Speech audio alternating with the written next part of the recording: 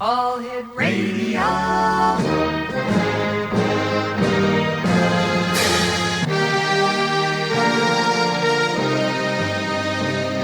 Welcome to the X Zone, a place where fact is fiction and fiction is reality. Now, here's your host, Rob McConnell.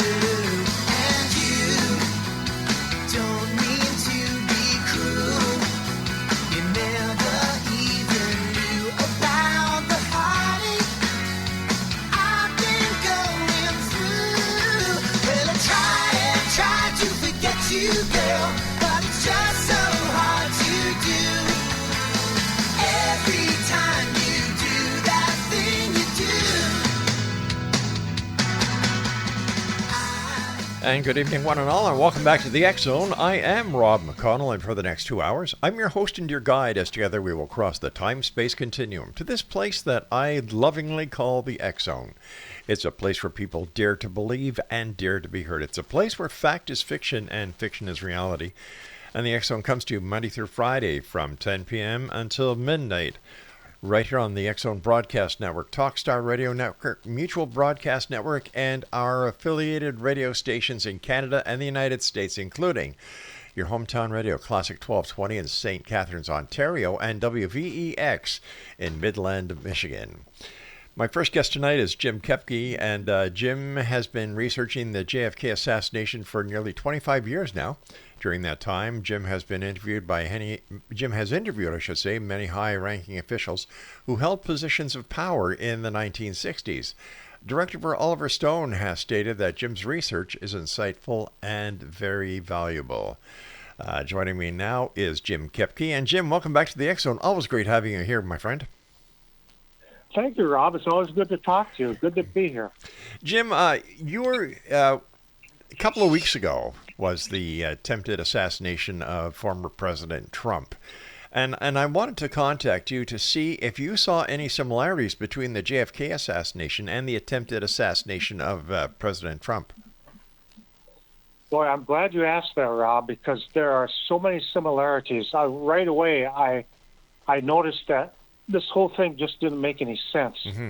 You know, just the idea that this young kid came out of nowhere and seemed to have the skills to plan out an assassination didn't make any sense. It really smacked of what happened with Lee Harvey Oswald to me. And I also say now that this was the first time that CNN decided to film a Trump rally, so they had everything on camera.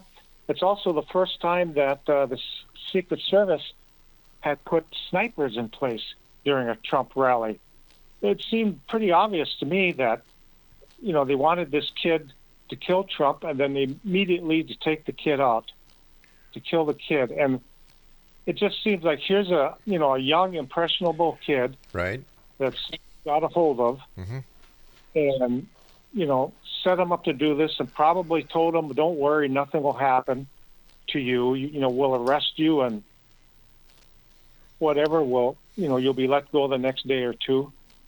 And, as bad as it is what that kid tried to do, I kind of feel sorry for him because I just think he was, not the smartest kid in the world, and I think he was set up. So you're equating him to the patsy like Lee Harvey Oswald was. Exactly. And, one thing that the deep state, I think, has learned is they made a mistake with Oswald because I think he was supposed to have been killed before he left the Texas school book depository. But they made sure no one would arrest this kid. They made sure this kid would not be able to answer any questions. It was very well done. Yeah. What was your opinion of the amount of time and the speed in which that they got rid of the director of the CIA, Not the secret CIA, but the Secret Service. Yeah, it seems to me if she had any class, she would have resigned rather than going through that congressional hearing where she just made a fool of herself there. She had not a leg to stand on, and I really didn't understand that, why she hung around as long as she did. It was just a total screw up. And again, these are very high level agencies, the Secret Service, to make the mistakes they made, to let this kid bring a ladder in, to let him climb a roof, and they had spotted him on the roof, and they didn't take him out right away. They waited until he made the shot. I mean, this whole thing just smells. Do you think that there will be a further investigation into this, and will lawmakers make the same conclusions that you and I and many other people who were watching it made, that this was a conspiracy?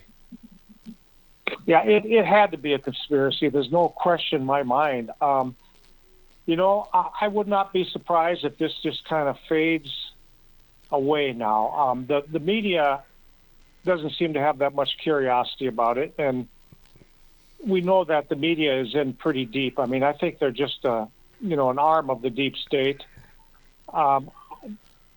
It's just amazing to me that they would let this go like they have, and they seem to have dropped the issue. Well, it seems to have been played out as a scripted event, because you had the attempted assassination attempt on former President Trump. Then you had the question as to whether or not Biden was going to step down and get off the ticket, the Democratic ticket. And then, everything seemed to be too well in place for it just to be a coincidence. Oh, absolutely. I don't believe in coincidences, especially something of this caliber. People who are running for president. There's so much going on nowadays, and don't get me started on Bobby Kennedy. He finally was granted Secret Service protection after all these months. There's just something rotten, Rob, going on in the government here. Well, why wasn't if Trump's team asked for the extra Secret Service protection because of threats that they had received, why weren't these taken seriously by the Secret Service? Well, exactly, because that is their job. Their job is to protect the presidential candidates. Mm-hmm. And to think that the snipers were told not to fire on this kid until he shot at Trump. I mean, they wanted the kid to shoot Trump. They wanted the kid to kill Trump. And then, then you could take him out. So totally eliminated the one witness who could provide information as to what was going on. And, very well done by the deep state, I would say. And again, they knew in advance the media would have very little interest in pursuing this. I find it rather odd that CNN decided to carry this gathering, since that they are anti-Trump. Yeah, and my understanding is this was the first rally that CNN attended. And I mean, to me, that's because they wanted a video record of the assassination. Now, when you say that the Secret Service was aware of the shooter and they were given instructions not to shoot until the assassin shot at President Trump, where did this information come from, Jim? Well, I did catch that in the news. Is that the snipers, the Secret Service snipers, saw this kid.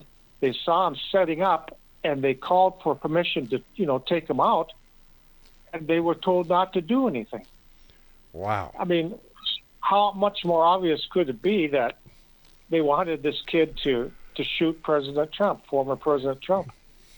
And, the only thing that went wrong, so to speak, for the deep state was that the kid missed. Or that President Trump turned when he shouldn't have turned. Right. Yeah, that was amazing. Yeah. So, Jim, very fortunate. Jim, as an expert on the Kennedy assassination, how many similarities have you noted in the assassination of JFK and the attempted assassination of President Trump? Well, it's obvious that there was a conspiracy. There was someone behind this kid, just like someone set up Oswald. Both of them, I believe, were patsies, so that's another similarity. Failures of the Secret Service, failure of the Secret Service in Dallas, failure of the Secret Service at the Trump rally, the fact that the alleged shooter was killed. Oswald wasn't killed for a couple more days, but that's just because they were trying to figure out a way to get to him. And this kid, again, was taken out immediately, and to me, that's the one reason for that is they want to make sure there's no one who can talk. Yeah, something doesn't smell right with this entire event where President Trump was, somebody tried to take him out. And the question is, who?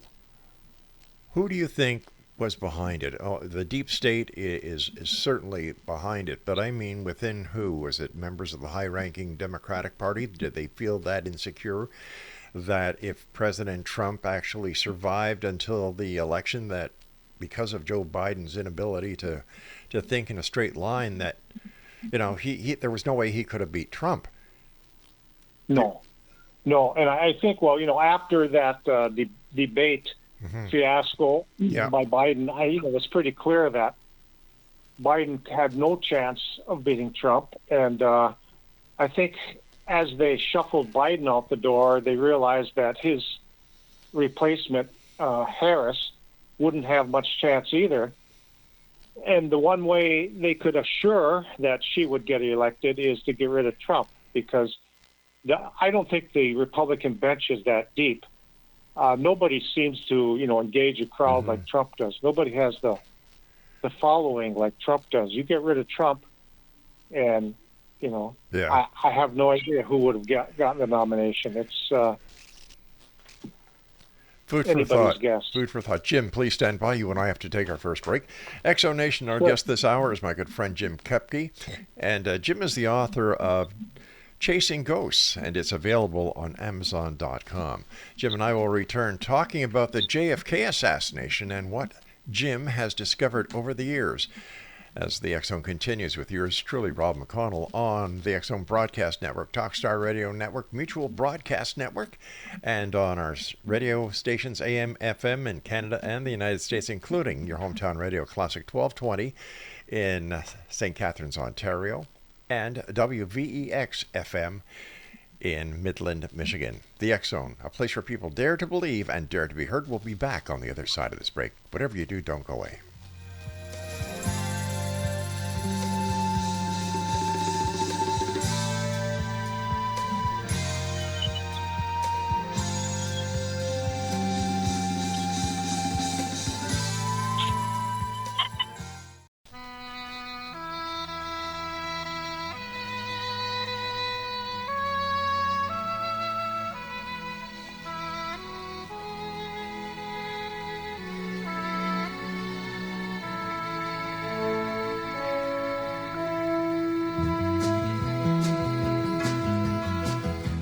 Anybody here see my old friend Abraham? Can you tell me where he's gone? He freed a lot of people, but it seems good they die young. I just looked around and he's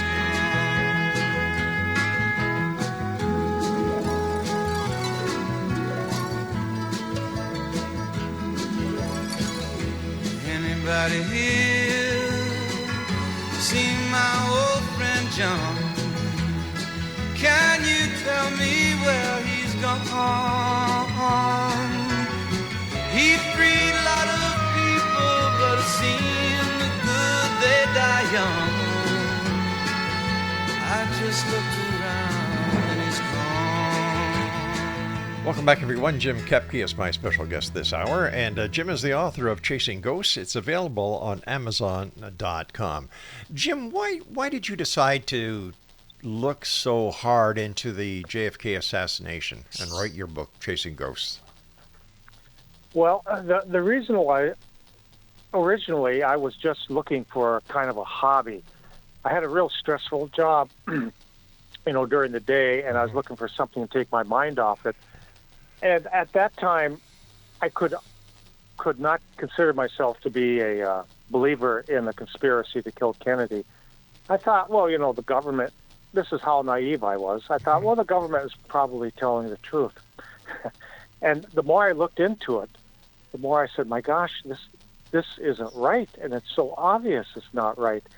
And then I found out that two American presidents, both Lyndon Johnson and Gerald Ford, had said in a statement that they did not believe the Warren Commission report either.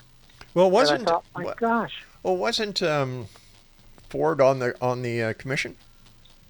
Yeah, and he was on the Warren Commission. Yeah, that's right. He actually admitted to changing evidence so that the magic bullet theory would work. As it turned out, he did not allow photographs of the President Kennedy's back wounds to be in the Warren Commission report. He commissioned a drawing, and then with that drawing, he moved the location of the bullet wound up considerably higher so that what's called the magic bullet theory would work. So he altered evidence. Now, Jim, as far as I can remember, at the time when President Ford was on the Warren Commission, he was just a senator. Yeah, he was a congressman at the time. A congressman, I'm sorry.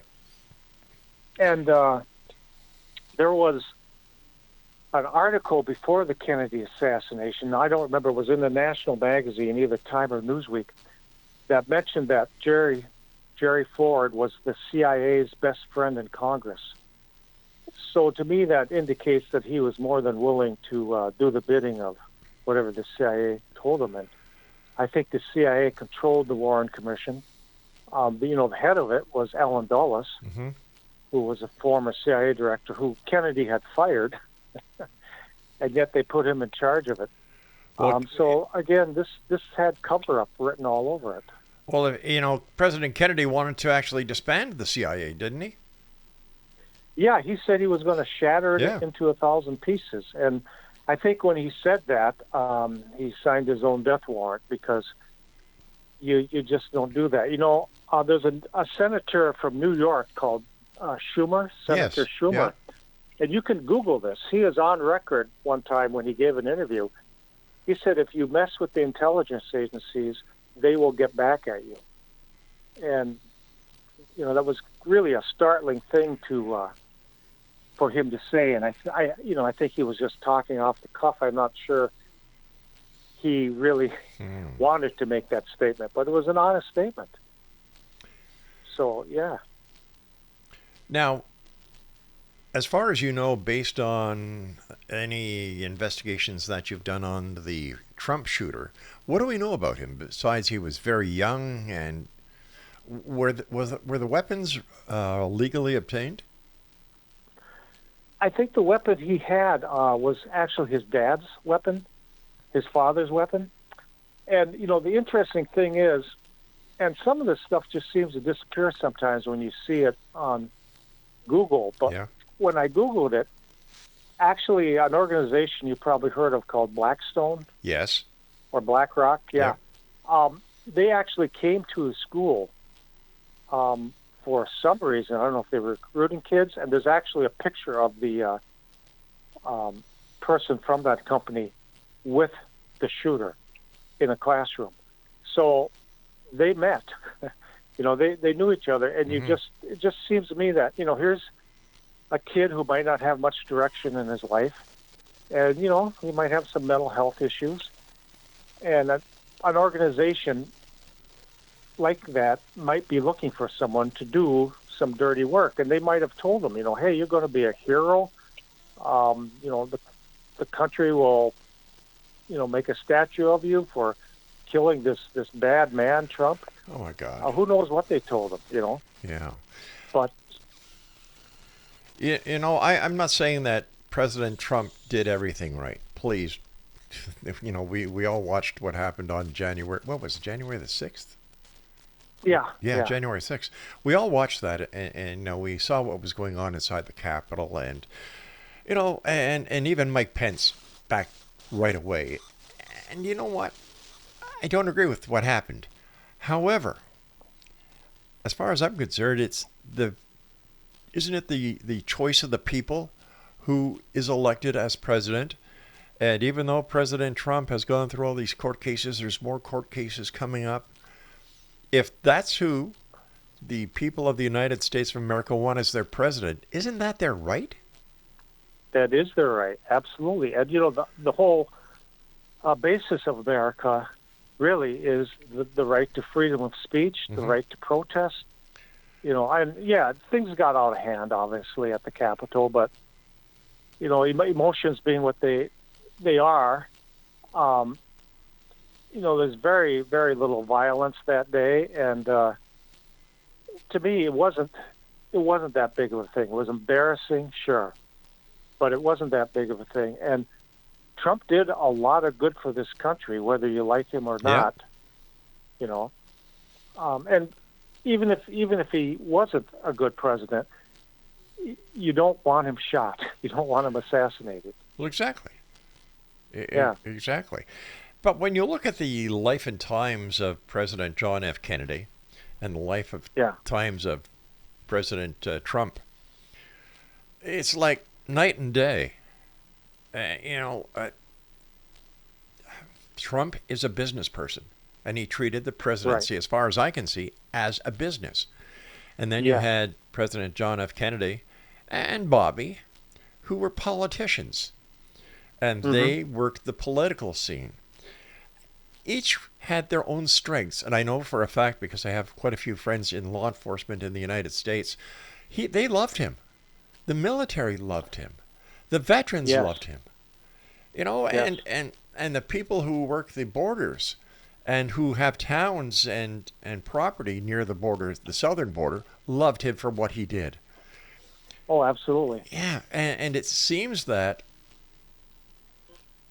even though the people voted President Trump in and what he had accomplished, as soon as Biden and crew got into the White House, and correct me if I'm wrong here, Jim, I know very little about the U.S. political scene, everything was turned around.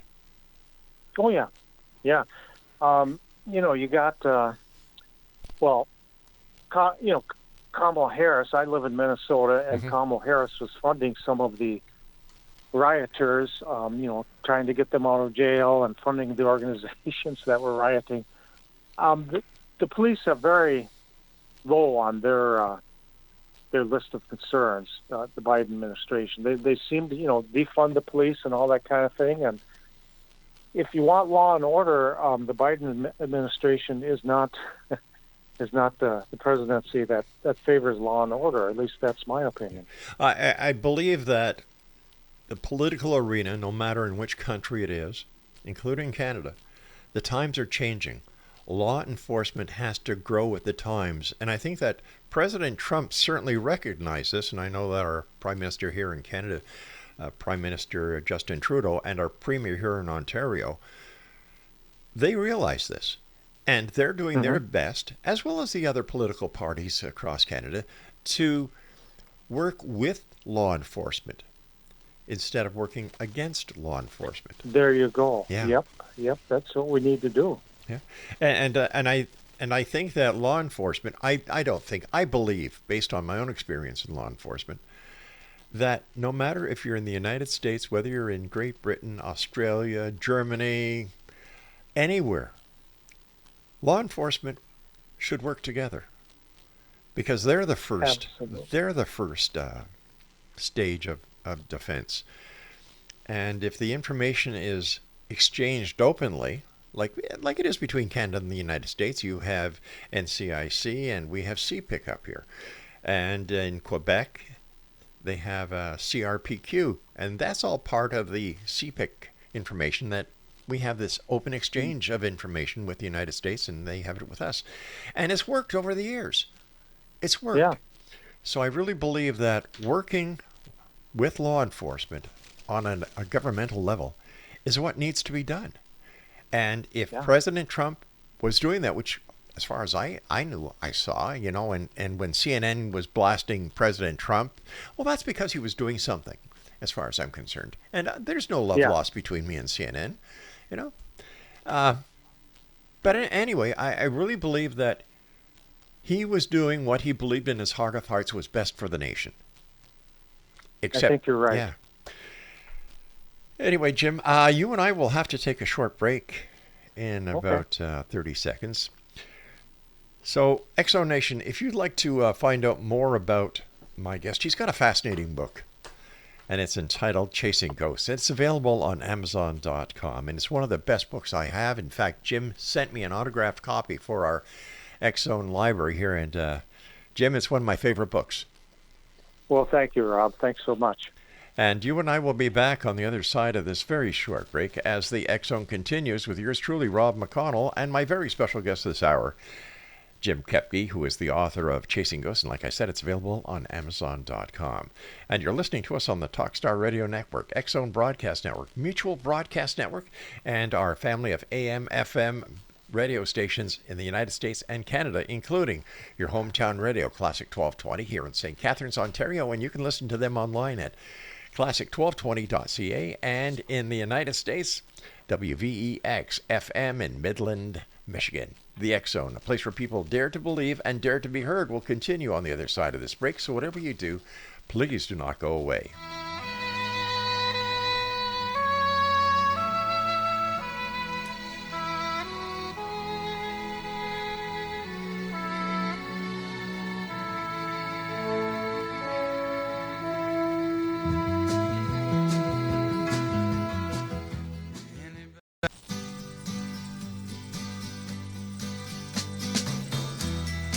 If you're going to San Francisco, be sure to wear some flowers in your hair. If you're going to San Francisco, you're gonna meet some gentle people there. Welcome back, everyone. Jim KOEPKE is our special guest this hour. He's the author of Chasing Ghosts, and it's available on Amazon.com. We're talking about the JFK assassination and Jim's book, this part of the show. And Jim, who were some of the highly profiled people that you spoke to when doing the research for your book? Well, I interviewed a couple CIA directors, Richard Helms and William Colby, and then I also interviewed a gentleman who was the director of covert operations for the Joint Chiefs of Staff back in the 1960s. And, surprisingly, they all kind of told me pretty much the same thing, that they did believe there was a conspiracy to kill Kennedy, which, Wow. just shocked me. Do you think that they actually know what happened, and this information is being suppressed to the American public? Yes, I'm very certain that Richard Helms knew exactly what happened, because he actually gave me some details that, you would have to have been there or know what was going on in order to know these details. And I got the impression from William Colby, he didn't commit to knowing the details, but he certainly seemed to believe there was a conspiracy. Why don't they just come out and say, listen, this is what really happened, and due to national security, we felt it imperative and in the best interest of the nation to keep the information suppressed. However, now that we've been able to put all the pieces together, this is what happened. What do you think would happen with the American public? I think they should do that. And, the only reason I've been able to come up with why they don't do that is that people will look at it and say, oh, you mean there was a conspiracy between the media and the deep state, the intelligence agencies, to cover this up. And then I think people might realize that that deep state still exists. And they might say, you know, what else has the deep state been involved in over the last 50 years since the assassination? And, you know, that's a good way for the deep state to lose power if people ever start wondering what else they have been up to. I just don't think they want to admit it, because other crimes will come to light and they could lose power. I guess the assassination of Bobby Kennedy would fit in there as well. Yeah, absolutely. You know, it's interesting listening to Robert Kennedy Jr., the person running for president now, talk about the assassination of his dad. And he did his own investigation, followed up, and he has, you know, there's no question in his mind that there was a second shooter, that Sirhan was a patsy.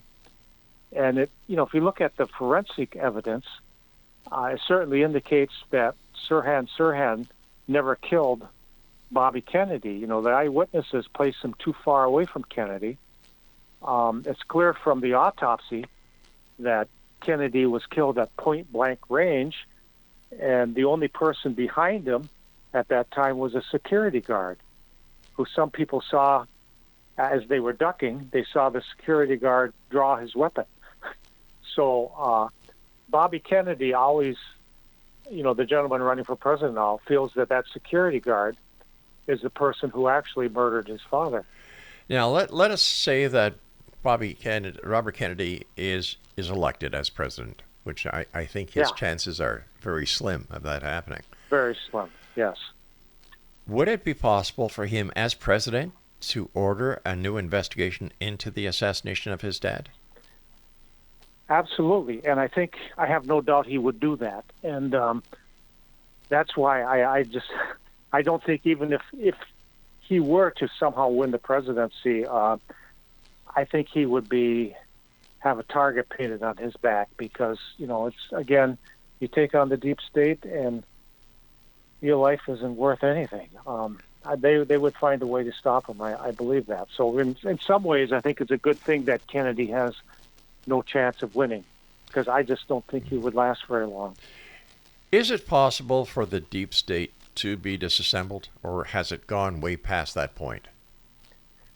I just don't see how, because here's the thing: is they own much of the media.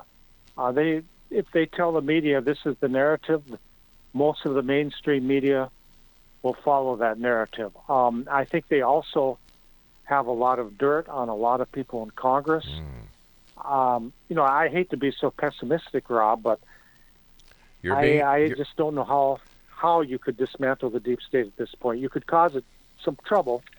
You know, you could throw some roadblocks in front of it, make it a little harder for it to do things, but, you know, I don't know.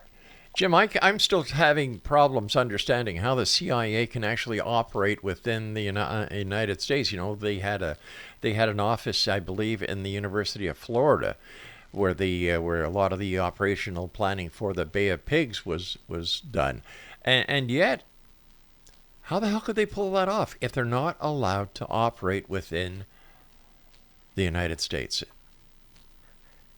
You know, they get away with anything.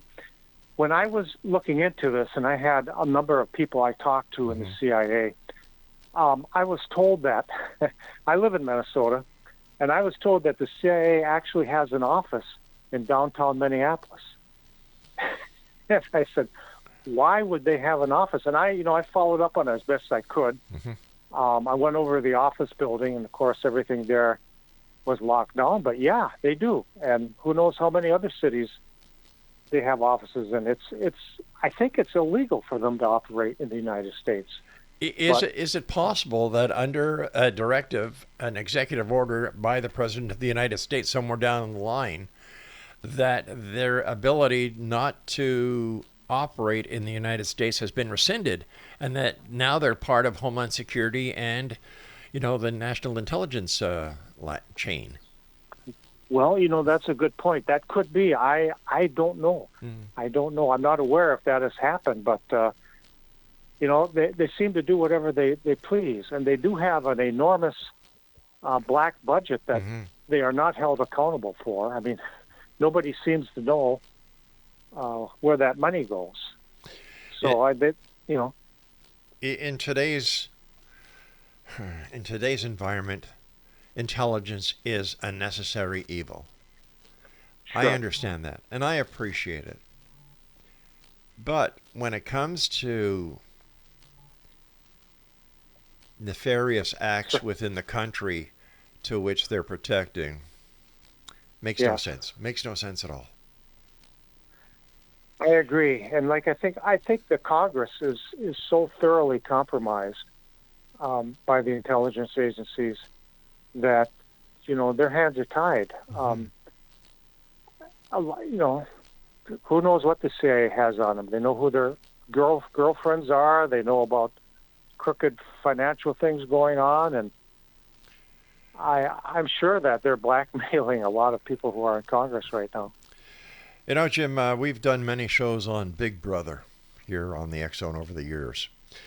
And, people are paranoid because they say, well, we don't want Big Brother to know what we're doing. Well, if you have a credit card, if you have an ATM, the information is there. So my philosophy is, if you have you've got nothing to fear, if you're not doing anything wrong, let them check. Hey, I'm happy knowing that if something happens to me in a country outside of the United States or Canada, that our intelligence agency here would be able to work with law enforcement in finding me and getting me back home. They're an evil, they're there for a purpose. But when I hear the stories from you and other people about firsthand encounters with the intelligence agencies and what has happened, it's just mind-boggling.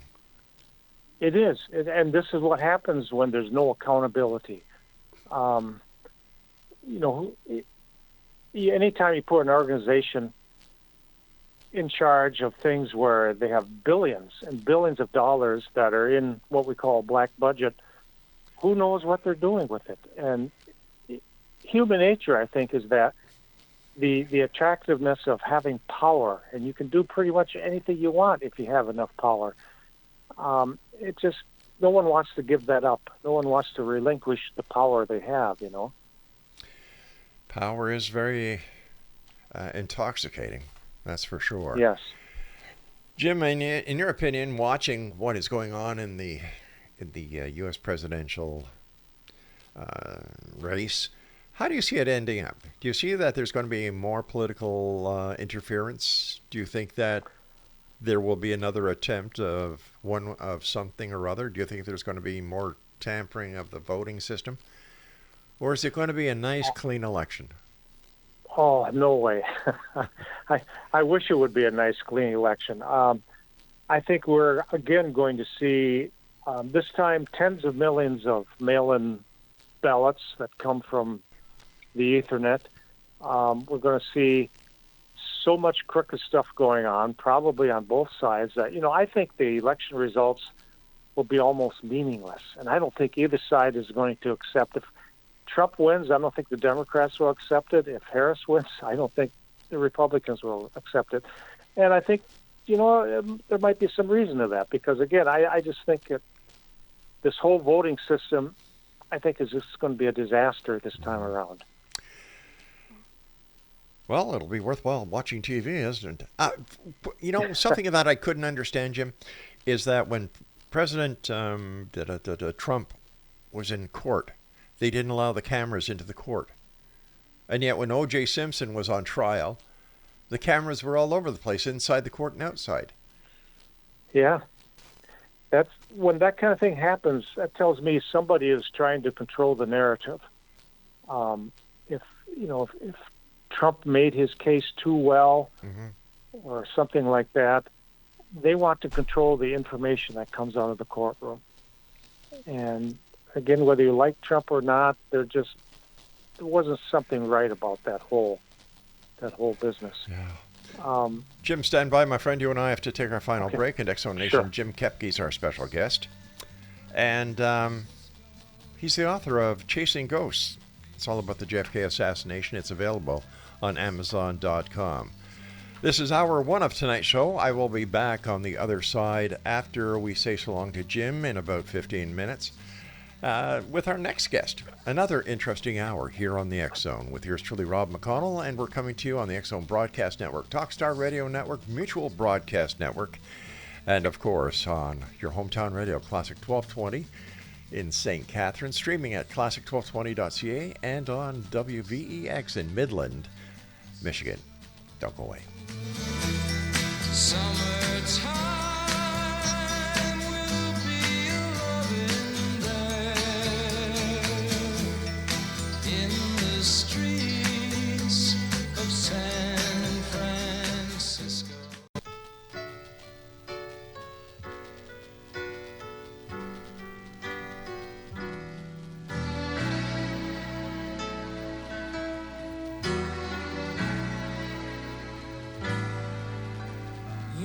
Inside my fantasies and made each one come true. Something no one else had ever found a way to do. I've kept the memories one by one since you took me in. I know I'll never love this way again. I know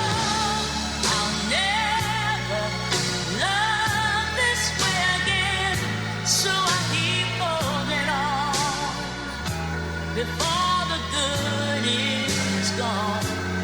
I know I'll never. Dionne Warwick. Where are the songs like that these days, huh? Dionne Warwick, I'll never love this way again. She has a beautiful voice. Oh, you better believe it, buddy. First of all, Jim, thanks very much for joining us, and keep the great work up. If anybody's going to find that smoking gun, I bet you it's going to be you when it comes to the JFK assassination. Well, thanks, Rob. I'm still working on it, so we'll see what happens. Jim, with all the poking of the sleeping bears that you've done in Washington, have you ever been threatened? Oh, yeah, absolutely. You know, when I was talking with Richard Helms, I interviewed Richard Helms. He was a longtime director of the CIA back in the 1960s, and he started really getting mad at me with all the stuff I was bringing up. You know, he was wondering how I got this information, that information. And then he told me, he said, I'm ordering you to stop this research you're doing. Whoa. And it was like, well, what would you care how I spend my time? I'm just an average citizen. And he did a or else thing. And I'm like, really? That to me, I mean, that was a pretty thinly veiled threat, I thought. Maybe not thinly veiled even. But, if Oswald was a lone assassin, what would he care what I'm digging up? And, I mean, to me, that confirmed all the conspiracies that I had, found out about. Certainly was a threat against me in my life, I thought. And I'll bet you didn't have it recorded, right? No, unfortunately. I do have a recording. I wasn't in my office when he called me, so I did make a recording of the voicemail where he gave me his private number, identified himself as Richard Helms. And I do have that so I can prove that we did talk, but I sure would have loved to. I don't know if that would have been such a good idea to record it, but you know what? I would have done it if I would have thought of it. I understand that some new evidence has been unsealed in the Warren Commission. Anything interesting? There's a couple things that have come up. One of the things, I guess I've been told that I was the first one to find this several years before it came out publicly, is that the FBI actually has a document that they had a spy or a mole in the Soviet KGB who, according to this is an FBI declassified document, that said this mole has always given accurate information. And the mole now reports that the KGB did their own research into the Kennedy assassination because they, of course, they wanted to know what happened. Sure. And they found a connection that President Johnson, Lyndon Johnson, actually authorized the hit on Kennedy. he actually gave the approval for it. Okay, hold on here. Yeah. The KGB does an investigation into the assassination of JFK. And this is probably prompted by the fact that the United States was saying that, Lee Harvey Oswald was, had Russian connections. Right. And the FBI has correspondence that President LBJ sanctioned the hit on President Kennedy? They have a document that the KGB has actual evidence of this. And now, I want to be clear, I'm just speculating here, but I don't know what that could be other than a wiretap of a phone conversation that Lyndon Johnson made, or maybe he was talking privately with somebody, and somehow the KGB was able to wiretap that and have that conversation. I don't know what else would constitute evidence. Yeah, I mean, that's stunning. And I've been trying for 15 or 20 years now to get the Russian government to give me a copy of that documentation. And I've been to the Russian consulate in Seattle. I've talked with people at the UN in the Russian consulate, the Russian embassy in Washington, D.C. And when I talk with the people there at that level, they're very encouraging. And, they say, yeah, we think this would be a good thing to get this information out. And they give me some contacts in the Russian government higher up. And when I contact them, I just get shut down. Really, eh? Yeah, I mean, it's like we're not cooperating. We're not giving you anything. And so I continue to hope maybe if we get some new people, I don't know, maybe Putin will be there another 20 years, but if we get some new people in the Russian government, maybe we'll get some cooperation on this. Wouldn't this be a wonderful thing for one of the presidential candidates to get a hold of and run with? Oh, yes. Oh, my goodness. Wouldn't that be great? Yeah. Because, that would show the population, the voters, that they're not crooked, that they actually went, investigated, found out this evidence, and they're bringing it forward. I don't know. That's the way I would look at it. Yeah. Oh, absolutely, Rob. And I think that might help get them elected, because it would sure make them look like they were the opposite of crooked, like they really wanted to do something constructive and good for the American people. I wish somebody would get a hold of that and run with it. They'd sure get my vote. Why don't you make a few phone calls, my friend? I will try. I'll do what I can. I'm sure that President Trump's team would be very interested in something like that. That's a good idea. You know what? I will look into that, see what I can do. And hey, if I get lucky, Rob, I'll be back on your program. You're always welcome here, Jim, because I know that you're always digging, and every time you come on, you share more information with us. And I still can't believe that Gerald Ford, who was a congressman, dilly-dallied and fudged evidence. And then he's elected. Then he's elected president. Well, look who he was vice president to, Tricky Dicky. Yeah, exactly. Yeah, I know. And again, this is not an allegation. This is something he admitted doing when he was interviewed about that. And they asked him, why in the world would you alter evidence? And he gave some kind of wacky answer. He said, I did it for clarity. Huh? Okay. Yeah, that one's a little bit too hard to swallow. Yeah. So what's next with you, Jim? Are you planning another book?